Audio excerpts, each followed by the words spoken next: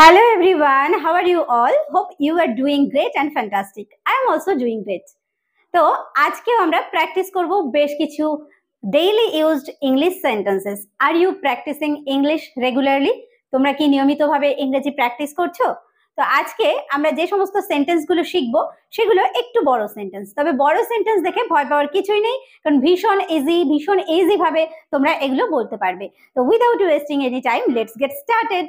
দেখো, 8 জনের মধ্যে মাত্র একজন ছাত্র আছে। সেন্টেন্সটা দেখে মনে হচ্ছে অনেকটাই বড়, তাই না? কিন্তু ভীষণ ইজি। দেখো, 8 জনের মধ্যে মাত্র একজন স্টুডেন্ট আছে। তাহলে আমরা প্রথমে বলবো যে মাত্র একজন স্টুডেন্ট আছে। There is only one student. There is only one student. কজনের মধ্যে? 8 জনের মধ্যে। Out of 8। Out of 8। তাহলে কত ইজি হয়ে গেল সেন্টেন্সটা। There is only one student out of 8. There is only one student কতজনের মধ্যে? 8 জনের মধ্যে। out of 8. There is only one student out of 8. 8 জনের মধ্যে মাত্র একজন ছাত্র আছে। ওকে, সেখানে কে আছে? এটা একটু ছোট সেন্টেন্স। সেখানে কে আছে? Who is there? দেয়ার মানে সেখানে। Who is there? সেখানে কে আছে? Who is there? Who is there? সেখানে কে আছে? দেখার মতো কিছুই নেই। অনেক সময় হয় এমন একটা জায়গায় আমরা গেছি, সেখানে হয়তো ভেবেছি যে ভীষণ ভালো ভালো কিছু জিনিস দেখতে পাবো, তো ফিরে এসে বা দেখতে গিয়ে তখন মনে হলো যে না, সেরকম কিছুই নেই দেখার। ফিরে এসে কাউকে বলছি যে সেখানে দেখার কিছুই নেই। There is nothing. সেখানে কিছুই নেই টু সি, দেখার বা দেখতে পাওয়ার মতো। তাহলে there is nothing to see, সেখানে দেখার কিছুই নেই। দেয়ার ইজ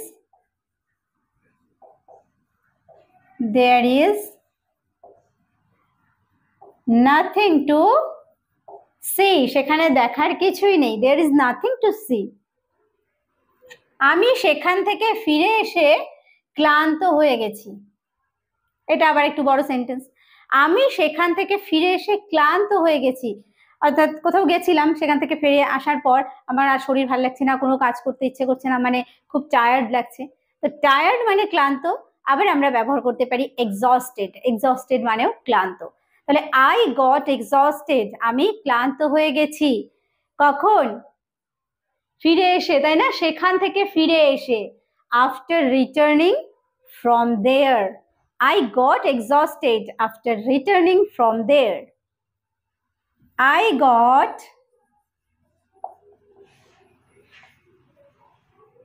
exhausted মানে আমি ক্লান্ত হয়ে গেছি। আফটার মানে হচ্ছে পরে। আফটার রিটার্নিং মানে ফিরে আসার পরে। ফ্রম দেয়ার সেখান থেকে। ওকে, তাহলে I got exhausted after returning from there, সেখান থেকে ফিরে আসার পর আমি ক্লান্ত হয়ে গেছি। কি খুব কঠিন লাগছে? তো এই সেন্টেন্সগুলো দেখো একটু বড়। আমরা যখন প্র্যাকটিস করছি, ধরো একটা বড় সেন্টেন্স তার মধ্যে বললাম, বলে আর বুঝতে পারছি না যে এটা কিভাবে বলবো, তো শুধুমাত্র প্র্যাকটিস করে যাও, লিসেন করো, ভিডিও দেখো, ভিডিও শোনো, বিভিন্ন ইংলিশ স্পিচ শোনো। তো তার মধ্য দিয়ে কিন্তু প্র্যাকটিসটা অবশ্যই করতে হবে। যতই আমরা শুনি না কেন, কিন্তু প্র্যাকটিস না করলে আমরা কিন্তু বলতে পারবো না। ঠিক আছে, লেটস কন্টিনিউ। দেখো, আমি সেইখানেই যাচ্ছি। কেউ কোনো একটা জায়গার নাম বলছে যে এই জায়গাটায়, বলছে হ্যাঁ হ্যাঁ আমি সেইখানেই যাচ্ছি, মানে তুমি যে জায়গাটার কথা বলছো আমি সেইখানেই যাচ্ছি। That's where. That's where I am going. That's where মানে হচ্ছে সেইখানেই, আই এম গোয়িং মানে আমি যাচ্ছি। That's where I am going. That's where I am going. That's where I am going, আমি সেইখানেই যাচ্ছি। তারা একটি নতুন বিল্ডিং নির্মাণ করছে। তারা একটা নতুন বিল্ডিং নির্মাণ করছে, মানে বিল্ডিং তৈরি করছে। তো এই নির্মাণ করা বা তৈরি করাকে বলা হয় কনস্ট্রাক্ট। কনস্ট্রাক্ট কনস্ট্রাক্টিং মানে তৈরি করছে, তাহলে তারা নতুন একটা বিল্ডিং তৈরি করছে। দে আর কনস্ট্রাক্টিং, তারা নির্মাণ করছে বা তৈরি করছে। আর নিউ বিল্ডিং, একটা নতুন building. They are constructing a new building. They are constructing, they are constructing, তারা তৈরি করছে আ নিউ বিল্ডিং, একটা নতুন building. They are constructing a new building. তাদের দেখা উচিত নয়, তাদের দেখা উচিত নয়। উচিত অর্থে আমরা কি ব্যবহার করি? উচিত অর্থে ব্যবহার করি শুড, মানে আমার এটা করা উচিত, আই শুড ডু দিস। তাহলে শুড নট তখন ব্যবহার করব যখন উচিত নয়, তাহলে আমার এটা করা উচিত নয়, I should not do this, আমার এটা করা উচিত নয়। ঠিক তেমন ভাবে দেখো, তাদের দেখা উচিত নয়, they should not be seen, they should not be seen. তাদেরকে দেখা বা তাদের দেখা উচিত নয়, they should not be seen. They should not be seen, তাদের দেখা উচিত নয়। সে গতকাল তার বন্ধুর সাথে টেলিফোনে কথা বলছিল। অনেক বড় একটা সেন্টেন্স মনে হচ্ছে, তাই না? সে গতকাল তার বন্ধুর সঙ্গে টেলিফোনে কথা বলছিল, তাহলে সে কথা বলছিল, হি was talking, he was talking, সে কথা বলছিল। কিসে কথা বলছিল? ফোনে, টেলিফোনে, অন ফোন। তাহলে হি ওয়াজ টকিং অন ফোন। কার সঙ্গে কথা বলছিল? তার বন্ধুর সঙ্গে। উইথ হিজ ফ্রেন্ড, তার বন্ধুর সঙ্গে। কবে? গতকাল, yesterday. He was talking on phone with his friend yesterday. He was talking on phone, he was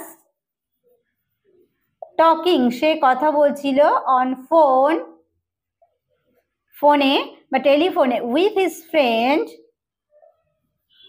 with his friend yesterday. Okay, he was talking on phone with his friend yesterday. Clear?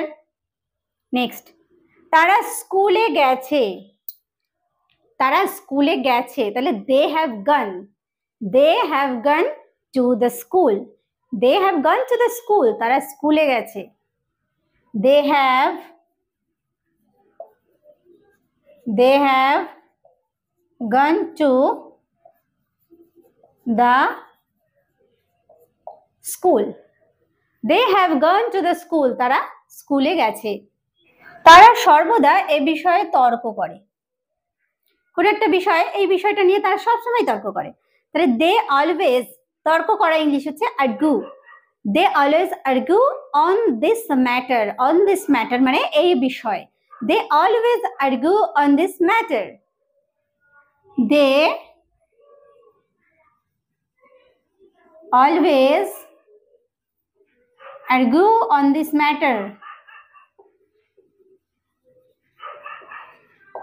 they always argue on this matter. তাকে চিঠি দেওয়া প্রয়োজন, তাকে চিঠিটা দেওয়া প্রয়োজন। তাহলে প্রয়োজন হচ্ছে need, need to give him, তাকে দেওয়া প্রয়োজন, the letter, চিঠিটি, বা need to give him the letter, a লেটারও ব্যবহার করতে পারি যে একটা চিঠি দেওয়া প্রয়োজন। need to give him the letter, need to give him the letter, need to give him the letter. যাই ঘটুক না কেন, যাই ঘটুক না কেন এই কাজটা আমি করেই ছাড়বো, যাই ঘটুক না কেন আমি সেখানে গিয়েই ছাড়বো, যাই ঘটুক না কেন, come what may, come what may মানে যা কিছুই আসুক না কেন অ্যাকচুয়ালি, তাহলে যাই ঘটুক না কেন, come what may, come what may, যাই ঘটুক না কেন। আমার সাথে এসো, আমার সাথে এসো, come with me, come with me, come with me, আমার সাথে এসো। তাকে এখান থেকে বের করে দাও, তাকে এখান থেকে বের করে দাও। বের করে দেওয়া কি? গেট আউট, মানে এখান থেকে চলে যাও, এরকম আমরা বলে থাকি। তাহলে তাকে এখান থেকে বের করে দাও, get him out of here. Get him out of here মানে এখান থেকে, get him out of here. Get him out of here, তাকে এখান থেকে বের করে দাও। এমন কিছু নেই, এমন কিছু নেই, nothing like that, nothing like that, nothing like that মানে কোনো কিছুর মতো নেই, এমন, এমন নেই, নাথিং লাইক দ্যাট, এমন কিছু নেই, নাথিং লাইক দ্যাট। ভান করো না, ডোন্ট প্রিটেন্ড, প্রিটেন্ড মানে হচ্ছে ভান করা, ডোন্ট প্রিটেন্ড, ভান করো না, ডোন্ট প্রিটেন্ড, ভান করো না। একটুও না, একটুও না, not a bit, not a bit, একটুও না, not a bit, not a bit, একটুও না। তাহলে আজকের ভিডিওতে আমরা শিখলাম বেশ কিছু রেগুলার লাইফে ইউজ করার মতো ইংরেজি বাক্য। তো ভিডিওটি অবশ্যই তোমাদের ভালো লেগেছে, ভালো লাগলে একটা কমেন্ট করতে ভুলো না, আর অবশ্যই একটা লাইক করে দিও। ভিডিওটি শেষ পর্যন্ত দেখার জন্য প্রত্যেককে থ্যাংক ইউ। দেখা হবে নেক্সট ভিডিওতে।